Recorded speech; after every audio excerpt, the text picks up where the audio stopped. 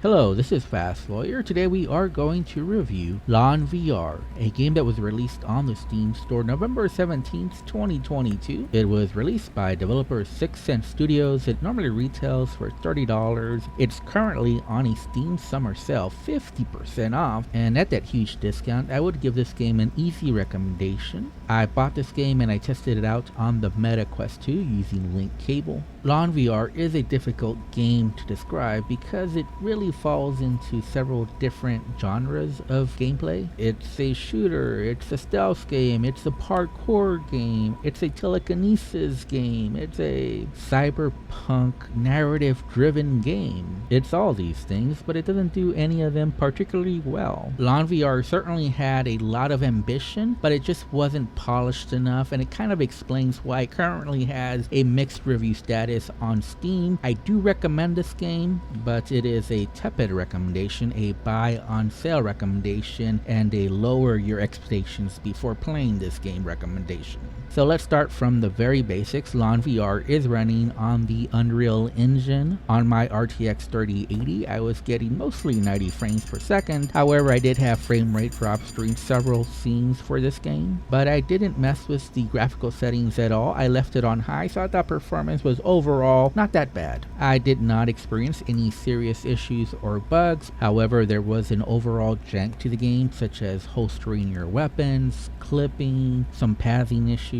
Mantling up after climbing a ladder was more difficult than it needed to be. Enemy AI was not always responsive to your presence. More than a few times I found a sentry gun that exploded by itself. The telekinesis power was very hit or miss, so I very rarely used it. And the very frustrating part about this game is that it's very cool as far as the concept, and when it works, it's absolutely phenomenal, but that's rarely the case. It was usually pretty janky. So gameplay wise, the game is functional, but just barely. And this is just one of those things where if the developers polished up the gameplay, and I mean every part of the gameplay, the parkour, the shooting, the stealth, the telekinesis power, if they just polished all that up, this would be a great game, but it's not polished, it's super janky, and that's why it has a mixed rating status on Steam. Now you do have full locomotion, smooth and snap turning are available along with the speed of the turn. You can choose the direction of the camera, whether you want it head-based or controller-based. You can calibrate height, so you can play this game either seated or standing. I would recommend standing though, because mantling is just that much more difficult if you play seated. You can choose dominant hand as well. There is a button crouch and also a button jump. There's also several modes to this game. I played the single player campaign, however there is a roguelike mode as well as an experimental mode and an arena mode, and you can replay levels with your choice of weapons. It took me approximately 8 hours to beat the single player campaign. Now the checkpoints here are not very generous. If you do die, you can lose a lot of progress. There is a story here and there are some cinematic cutscenes with voiceovers. The basic setup for the story is that you are a bounty hunter in a cyberpunk world and you come across this really evil religious cult. Now honestly, the story isn't very good or memorable, but it is better than most VR games, since most VR games don't have any story of any kind.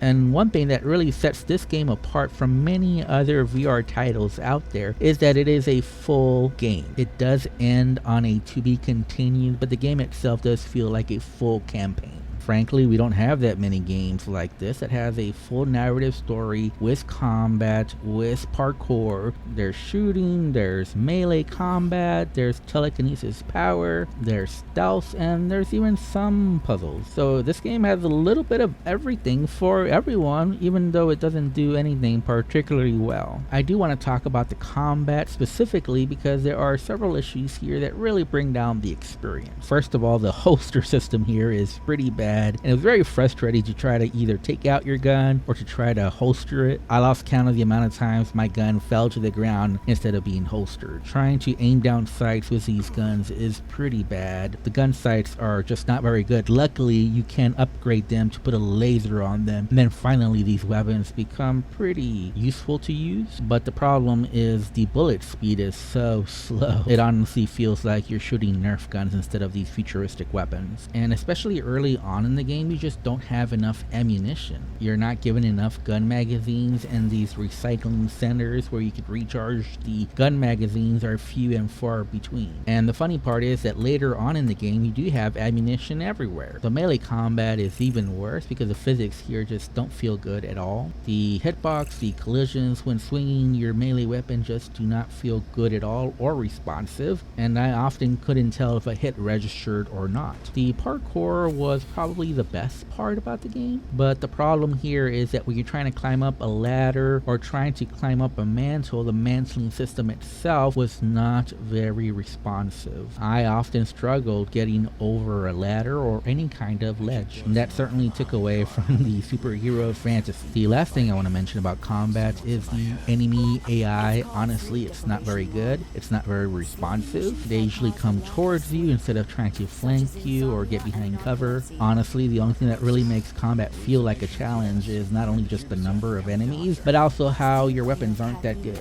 Now, you do have different weapons you can use along with weapon upgrades, and you can even get some shields from enemies. And obviously, you can also use your telekinesis power, but it just never all comes together in a smooth and polished fashion to make the combat feel exciting. The sound mix wasn't all that great either. The voiceovers in particular are just not very good. I did like the musical soundtrack for this game. I thought that was one of the better parts for the game, but the spatial audio just wasn't as good as it needed to be. I often heard these flying drones and they sounded like they were in one area, but they just weren't there. The visuals, I think overall, are good for a VR game, but they're not great. If you're expecting Half-Life Alyx type visuals, you're going to be disappointed with this game, but it is better than most. I think the lighting overall could have been better, and the visuals could have been sharper. There's a little bit of a muddy look to this game. Now, I've mentioned a lot of negatives for this game, but still, I completed the game. I spent over 8 hours in the game, and there is a reason for this. Is because this game, despite all the negatives, has a lot of